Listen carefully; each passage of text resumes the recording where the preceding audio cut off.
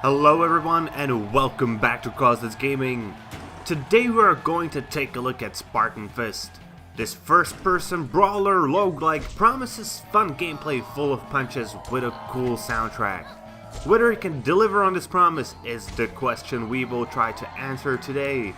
Spartan Fist is available on Steam for €12.49 or your regional equivalent. It should be mentioned that the game has been provided for free to me by the developers. When I first saw Spartan Fist in the shop, it immediately caught my attention as it reminded me of Clone Drone in the Danger Zone, a game which I enjoyed quite a lot and actually spent way more time than I expected. So let's see whether Spartan Fist can catch my attention in the same way. So we are actually starting to see more and more first-person roguelites hit the market, and they are really trying to be good. Last week it was City of Brass, this week it is Spartan Fist. And the fist in the name is really straightforward. It means this game is about punching stuff. And towards the game, well, that's essentially all you will be doing. Punching enemies until they die. Luckily, the devs realized that just having a punch button would be boring and decided to introduce a few different fighting styles in two different ways. The first way they did it is through various types of different fists you can equip, and it's just up to you to find out which ones you like. I personally preferred a fast fist on one hand and a slow, hard-hitting punch on the other. On top of that, each fist has its own little system of combos that is well worth mastering it. The second way the devs decided to introduce fighting styles is through literal fighting styles, and you get access to 3 of those. The base duelist style is meant for fighting one-on-one. Secondly, you have the updraft style, which is meant for being a jerk and knocking your enemies into the air. And lastly, you have the brawler style, which is there for fighting many enemies at once. Another system that is layered on top of that are the upgrades, which there are 2 kinds again of. The first gets used inside of each gameplay and is called dips.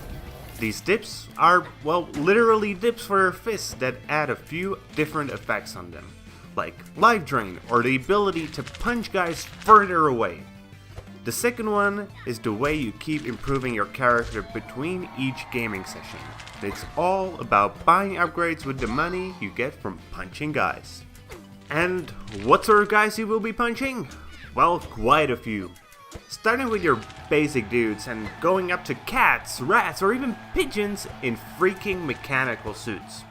The game obviously went for a bit of a humorous path when it came to the enemies. But sadly, that doesn't make them distinctive, as they essentially use the same set of attacks, just some have an access to a larger selection of those, but once you learn them all, they get quite easy to fight.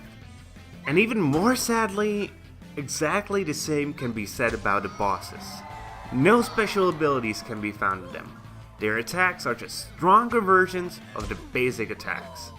This I find to be a huge missed opportunity. Only the last boss has one extra mechanic, but even that is somewhat lame.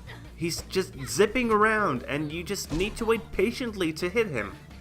The last thing that will be influencing the gameplay are the traps. And while there are a lot of them in the game, there are only, again, a few types. And once you get used to them, they are pretty easy to avoid.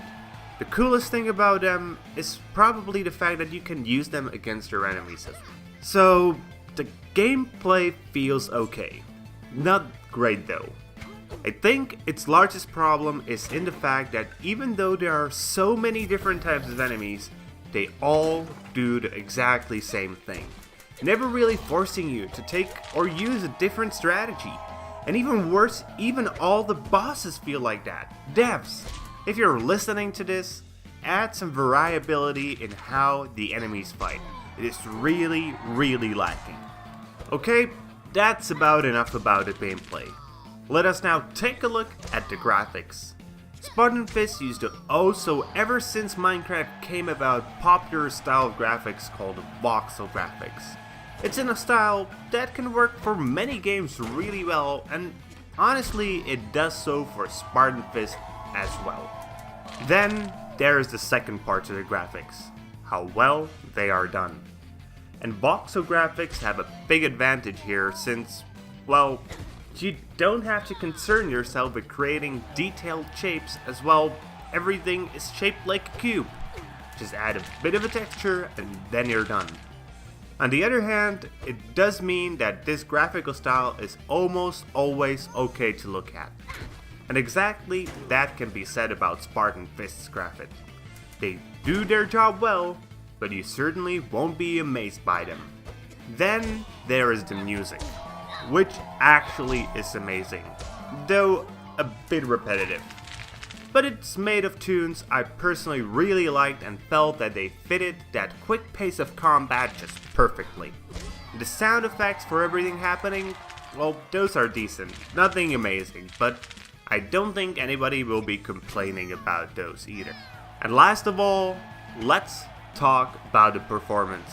And this is actually the biggest problem. But let's start with the positive. I haven't seen any bugs and the game ran smoothly, except when it decided it wouldn't run at all. I experienced many crashes, and that's just not okay. This is not a super complex game where I could understand that the game crashes once or twice.